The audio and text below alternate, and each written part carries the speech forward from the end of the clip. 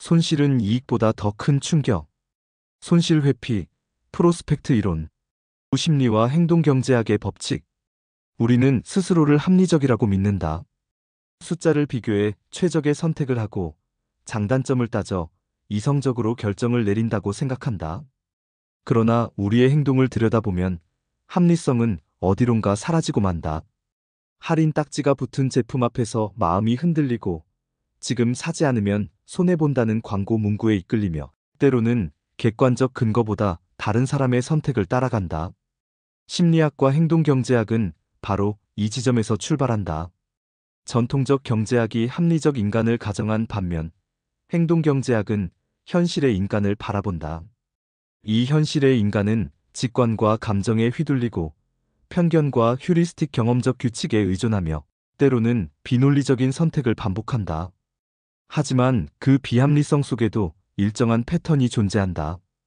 예를 들어, 우리는 얻는 기쁨보다 잃는 고통을 훨씬 크게 느낀다. 이것이 손실회피의 법칙이다. 또 이미 투자한 비용 때문에 합리적이지 않은 결정을 지속하는 매몰 비용의 오류도 흔하다. 확증 편향은 우리가 듣고 싶은 정보만 취하게 만들고 군중 심리는 다수가 움직이는 방향으로 나를 끌어당긴다. 이 법칙들은 단순히 개인의 선택에 국한되지 않는다. 금융시장의 거품과 붕괴, 정치적 선거 전략, 사회적 트렌드까지도 인간 심리의 집단적 패턴에서 비롯된다. 즉, 인간의 마음을 이해하지 않고서는 경제와 사회의 움직임을 온전히 설명할 수 없다. 오늘날 알고리즘과 데이터가 지배하는 디지털 세상에서도 인간의 본성은 바뀌지 않았다. 온라인 쇼핑몰은 한정 수량과 마감 임박을 내세워 손실 회피 심리를 자극하고 소셜미디어는 비교와 과시 욕망을 부추긴다. 심리적 법칙이 그대로 기술 속에 코딩된 셈이다. 잠깐 여기서 좋아요, 구독, 댓글 부탁드려요. 왜 우리는 그렇게 행동하는가? 이는 인간 본성에 대한 물음이다. 심리 탐구의 과정을 통해 우리는 소비자이자 시민으로서 더 나은 결정을 내릴 힘을 얻을 수 있을 것이다. 먼저 프로스펙트 이론. 우리는 합리적이지 않다를 알아본다. 경제학은 오랫동안 인간은 합리적 존재라는 가정 위에 서 있었다. 사람들은 정보를 분석하고 비용과 편익을 비교하며 자신에게 최선의 선택을 한다는 것이다. 이 가정은 깔끔하고 아름다웠다. 하지만 현실은 달랐다. 로또를 사는 사람, 주식시장에서 묻지마 투자를 하는 사람, 할인 쿠폰을 쓰기 위해 불필요한 물건까지. 장바구니에 담는 사람들, 이들을 합리적이라 부를 수 있을까? 1970년대 심리학자 다니엘 카너먼과 아모스 트버스키는 인간이 실제로는 합리적이지 않음을 실험으로 증명했다. 그들의 연구는 결국 2002년 노벨 경제학상으로 이어졌다.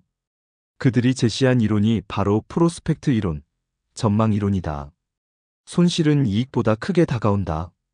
프로스펙트 이론의 핵심은 간단하다. 사람은 동일한 크기의 이익보다 동일한 크기의 손실을 훨씬 더 크게 느낀다.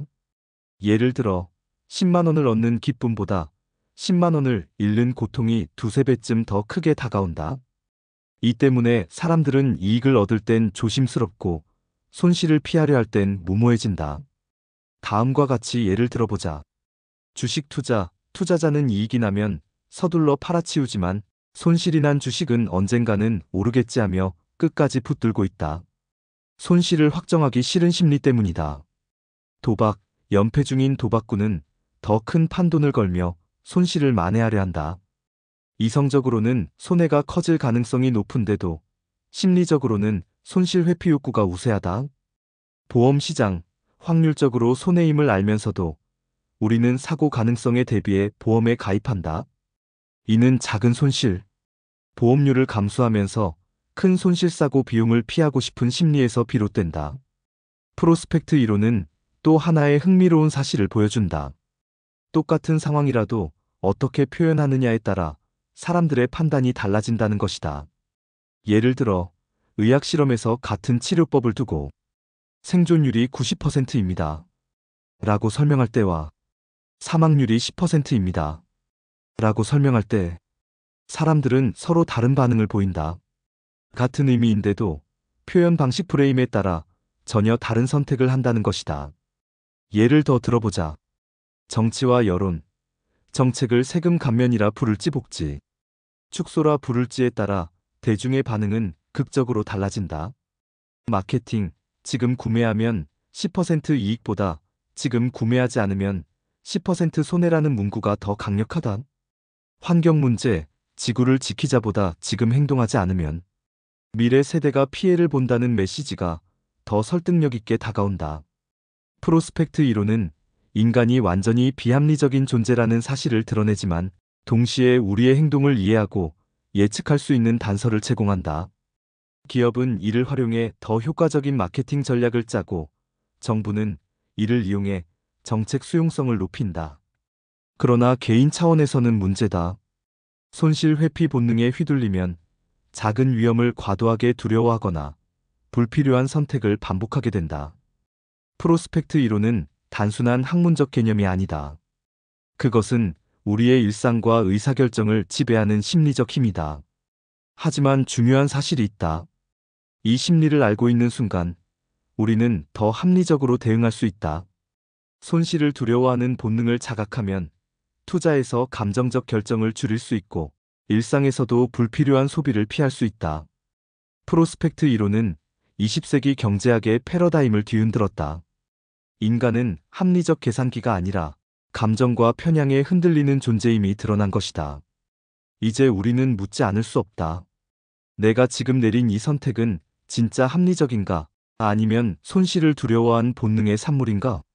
그 질문을 던지는 순간 우리는 비로소 행동경제학의 세계에 첫 발을 내딛게 된다. 다음은 손실회피 이론.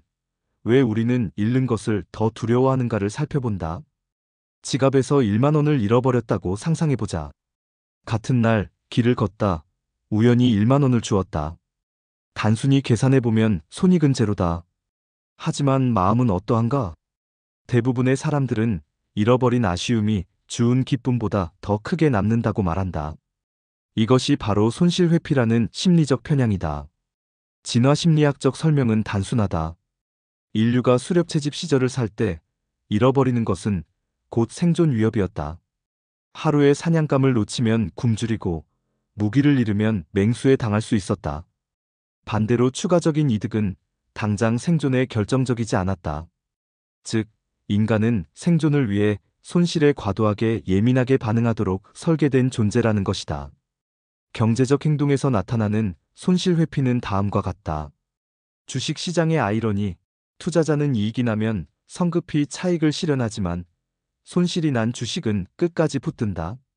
심지어 손실이 더 커질 가능성이 높은데도 본전은 찾아야지라는 심리에 매달린다. 이 때문에 실제로 많은 개인 투자자들의 포트폴리오는 승자는 작게, 패자는 크게라는 비합리적 결과를 낳는다. 도박과 베팅의 중독성, 연속해서 돈을 잃는 도박꾼은 다음 판에는 반드시 이길 것이라는 착각에 더 큰 돈을 걸며 손실만회를 시도한다. 이른바 추격 베팅 현상이다. 손실을 확정하기보다는 더 큰 위험을 감수하면서라도 회피하려는 심리가 작동하기 때문이다. 소비자 행동, 백화점에서 흔히 볼 수 있는 문구, 오늘까지 30% 할인. 구매하지 않으면 기회를 놓칩니다. 이는 모두 손실 회피 심리를 자극하는 장치다. 사람들은 잠재적 이익보다 놓쳤을 때의 손실을 훨씬 더 강렬하게 의식한다. 손실 회피는 단순한 심리 현상을 넘어 의사결정 구조를 왜곡한다. 예를 들어보면 다음과 같다. 안전한 선택의 선호. 동일한 기대값을 가진 두 옵션 중 사람들은 손실 가능성이 낮은 쪽을 고른다. 이는 종종 더 큰 기회를 포기하는 결과를 낳는다. 현상 유지 편향. 새로운 선택이 잠재적 손실을 초래할 수 있다는 두려움 때문에 비효율적인 현 상태에 머무르는 경향을 강화한다. 보험과 보장 선호. 사람들은 확률적으로 손해임을 알면서도 보험에 기꺼이 가입한다. 불확실한 큰 손실보다 확정된 작은 손실보험료의 마음을 더 편하게 하기 때문이다. 다음은 손실 회피가 만들어내는 사회적 현상의 예이다. 정치와 정책, 정책 제안이 세금 감면이라는 표현일 때와 복지 축소라는 표현일 때 대중의 반응은 극적으로 달라진다. 사람들은 새로운 혜택보다 기존에 누리던 것을 빼앗길 때 더 크게 반발한다. 이 때문에 정치인들은 종종 혜택 확대보다는 손실 방지를 강조하는 전략을 사용한다. 노동시장, 노동자들이 임금 동결에는 어느 정도 수용적이지만 임금 삭감에는 극도로 반발하는 것도 같은 맥락이다. 실질 구매력이 떨어지는 결과는 같더라도 명목상 손실은 심리적으로 더 아프게 다가온다. 환경 문제, 지구를 지키자라는 긍정적 메시지보다 지금 행동하지 않으면 해수면 상승으로 우리 도시가 잠긴다는 부정적 메시지가 더 강하게 작동한다. 이는 손실 회피의 사회적 버전이다. 손실 회피는 본능이지만 그렇다고 해서 반드시 불리하게 작용해야 하는 것은 아니다. 오히려 그것을 의식적으로 활용하거나 적절히 제어할 수 있다. 예를 들면 다음과 같다. 투자자의 교훈. 손실을 확정하는 것이 두려워 손해를 키우지 말고 미리 세운 전략에 따라 냉정하게 매수를 실행하라. 소비자의 교훈. 마케팅이 자극하는 지금. 안 사면 손해라는 심리를 인식하면 불필요한 소비를 줄일 수 있다. 정책적 교훈. 정부나 기업은 손실 회피 심리를 긍정적으로 이용할 수도 있다. 예컨대 건강검진을 하지 않으면 병을 조기에 발견하지 못한다는 메시지는 사람들의 행동 변화를 효과적으로 유도한다. 손실 회피는 인간 본성에 깊이 새겨진 심리적 편향이다. 우리는 이득보다는 손실을 훨씬 더 크게 느끼며 그 때문에 때로는 불합리한 결정을 반복한다. 하지만 이 편향을 의식하는 순간 우리는 그것에 휘둘리는 대신 오히려 전략적으로 이용할 수 있다. 결국 중요한 것은 질문이다. 나는 지금 진짜 합리적인 결정을 하는가? 아니면 단순히 손실을 피하려는 본능에 끌려가고 있는가? 이 질문을 던질 수 있다면 우리는 이미 손실 회피라는 보이지 않는 족쇄를 한 발 벗어나고 있는 것이다. 감사합니다. 좋아요, 구독, 댓글 부탁드려요.